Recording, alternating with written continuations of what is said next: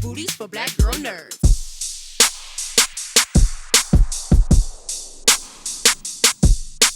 How are you? We are here. How are you doing? Congratulations on your Mass Singer. I'm fine. Thank you for asking. On your Mass Singer appearance.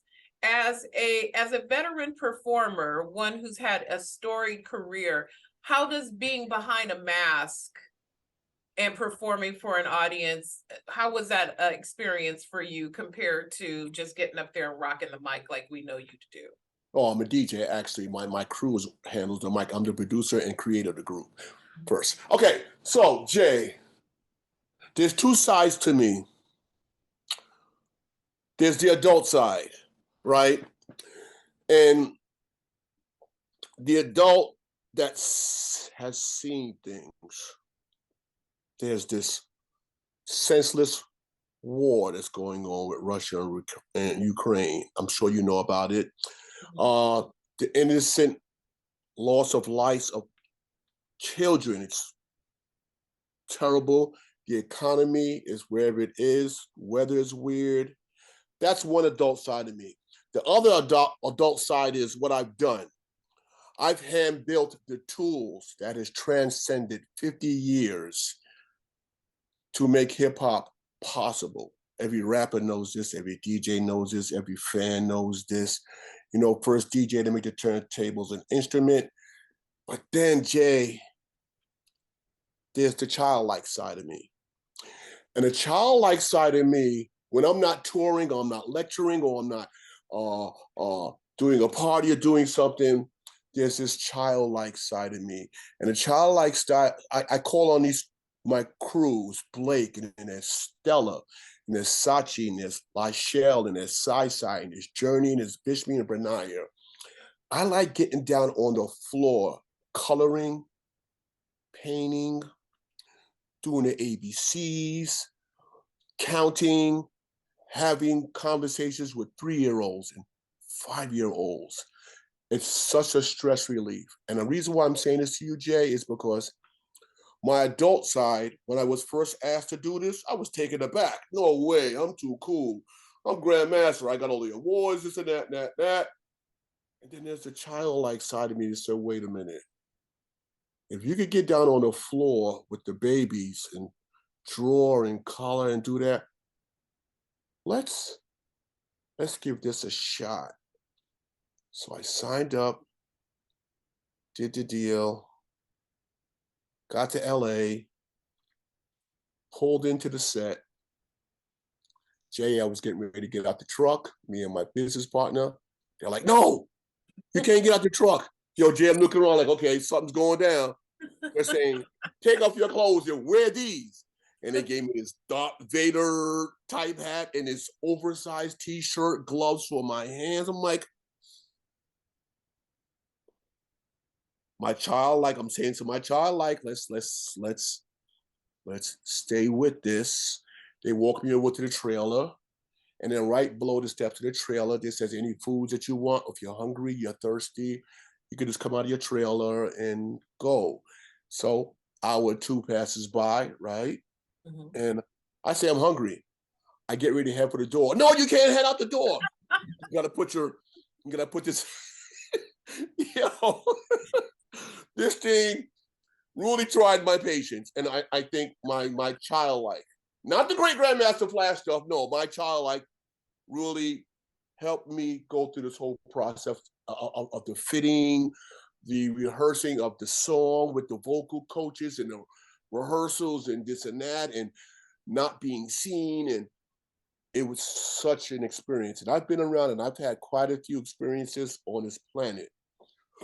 This right now is number one. It taught me how to be a kid again. Because we as adults, especially the responsible ones, remember to pay the tuition, car note, the mortgage, this and that. And we sometimes we forget to be a kid. So this thing reminded me to be a kid again. I love that. I love that. That's so fun. You know, a lot of the contestants talk about the cloud of secrecy and they just never really, they're like, oh yeah, I put the things on, I went to set, et cetera, et cetera. But it really is that intense just to get, some gummy bears off the craft table. You got Right. to crowd it all the way down. You gotta almost make yourself vulnerable, like a child does. And we as adults, as we get older, we don't remember that. We don't do that anymore, So it gave me a chance to forget about the war and forget about the economy and forget about this weird weather that's happening and what's happening with the planet. It gave me a chance to just say, okay, out the window with that. And let me just get down on the floor like I did with my kiddies and let me just be instructed. Do this, you can't do that, you can't do this, do that, you can't do this, you can't do that, you can't do this, you can't tell nobody, you can't do this, you can do that, you can't do that. The same thing you tell your child, you can't do that, you can't do this, you can't do that. So the roles was seriously reversed here for me. And I don't know if everybody's built for that. It's a war of attrition for sure. For sure. Well, I love the song choice. It really was a good little kind of a Easter egg because it's been sampled by other hip hop artists, but it's Mhm. just a dope song altogether. When you got to rehearsing it, was this a favorite of yours? I like the swag that you have performing it. You look like you were having a really, really good time doing it. Well, there were a couple other songs I actually forgot. Let me see. Uptown Girl was one, and there was two others. The Rapture song was the one I picked, and I remember them saying to me while I was in New York, "Sing the song and send the audio only to us." Okay. Get the email back. You're a little out of key.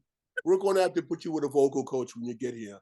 I'm like, I'm not even a damn singer. So uh, I had to learn how the childlike had to kick back in again, So I had to say to myself, okay, I got to get this thing as close as possible. We went over it, and over it, and over and over until I was able to get it as close as I was able to get it. Uh, Jay, the fitting of the suit, this probably was the most intense thing I've really ever did because the first fitting of it was too heavy. Mm. So it was on my shoulders. That was a little bit of a pain. The designers quickly took it off of me. 2 hours later, they bring it back. After 2 hours, they put it on me. It's light now, but it's too warm. They take it off of me again. 2 hours later, they come back. It's vented. I can't see enough. They take it off me again so that I can be comfortable in a suit. Now, mind you, it's like almost like a tent on me. So when I'm trying to get my groove on, the suit is kind of moving in the other direction. And then I had these shoes on that were like maybe 7 to 8 times 10 bigger than my normal feet. So I had to just say to myself, Flash, be a kid in this. Be a kid, be a kid, be a kid. And I did my best to walk in them silly shoes and this silly outfit. And I think what actually got me to lock in was when I walked out, it was like polar bear, polar bear. I'm like, I can't let these kids down. Mhm. I gotta do this doggone thing. I gotta pull this off. It's pretty cool. Pretty cool. Audience is hype. Every time a contestant comes out, like the energy is a very, very serious thing. And who would have thought in all these years of watching Performance Evolution that such a popular show would involve Oh, not even knowing who we're looking at? it, It's crazy. whoever schemed it, whoever put this production together, I'm like, this this is genius. And I can, my family watches this, but I don't have time to watch TV, Jay, because I'm traveling. Either I'm going to Paris or London or Japan or England to do lectures or to perform. So I don't get to watch TV a whole lot. So my family, my friends is like, this mass singer thing is a whole lot of fun. So I didn't even really pay attention to the thing until I got the assignment. And then to just, now it's, adults should watch this show. They should watch, they should watch this show and take off your veil, because we all have it. Take off your veil of adultism and be a kid. Be a kid. It's pretty cool. Salute to Nick Cannon. Salute to Nick Cannon. So yeah, Nick. Yeah. It is the 50th anniversary of hip hop coming up this summer. As a pioneer in hip hop, how will you celebrate the 50th? Will you lecture? Will you perform? Have you already mapped out on the actual day in August what you're going to do? Hip hop 50 years started January 1st, which is actually my birthday. Oh. So I did, Sirius Radio gave me 12 hours on Rock the Bells Radio of just all Grandmaster Flash's favorite DJs from 12 o'clock in the afternoon to 12 o'clock at night. You know, that's pretty much, you know, where it started. So your question is, what am I going to be doing? I have a responsibility here.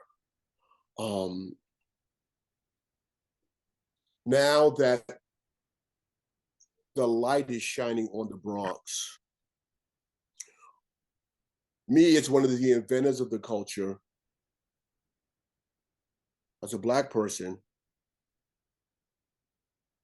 one of the people on the board for the museum,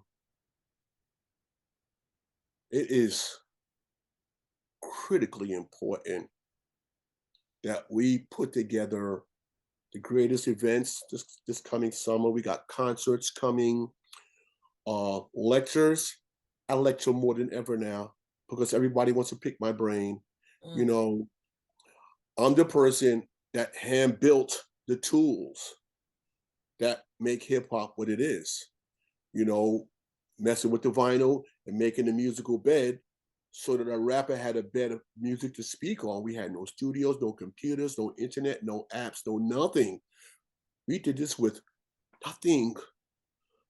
So we have to show the world this wonderful museum that we're building. And we have to, the people who helped put this together, myself, Africa Bambaataa, Kool Herc, we have to welcome everybody to come in town this year and come see our little city, South Bronx, which has probably been on a whole, probably was forgotten, you know, on a whole. So now that we do have this attention on us, it's almost like the big wedding. It's the wedding and it's the reception. You know, we got to make sure everything is where it needs to be.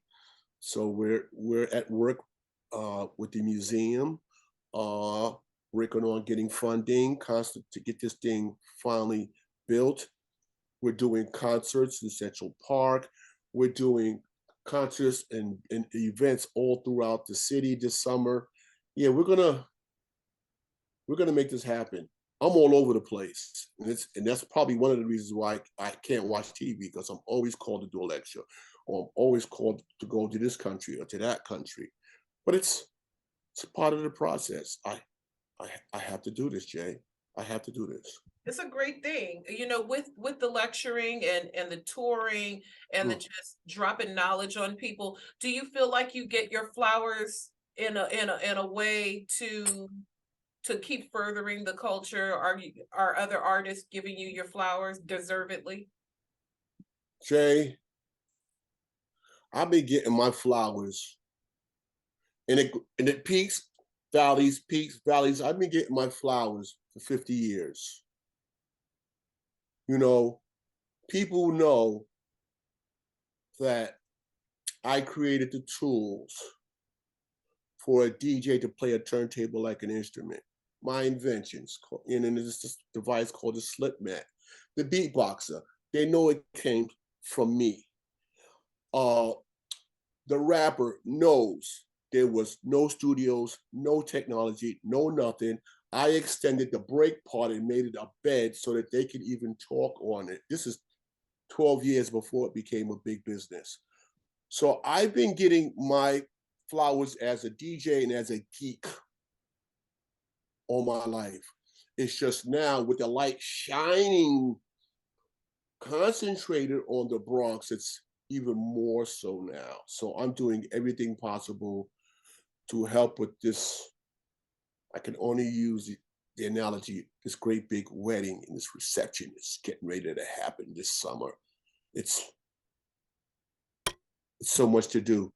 It's I gotta wonderful. get out there. I gotta get out there for sure. Please do. I Please. am definitely gonna do it. Well, I am getting the wrap. Thank you. This is a tremendous honor to speak with you. I'm gonna check your Twitch out. Thank Yeah. you very, very much for your time. I'm glad you had a great experience and looking forward to seeing this summer's activities for hip hop. Long live Please hip do. hop. Thank you so much. Thank you. Take care. Bye-bye.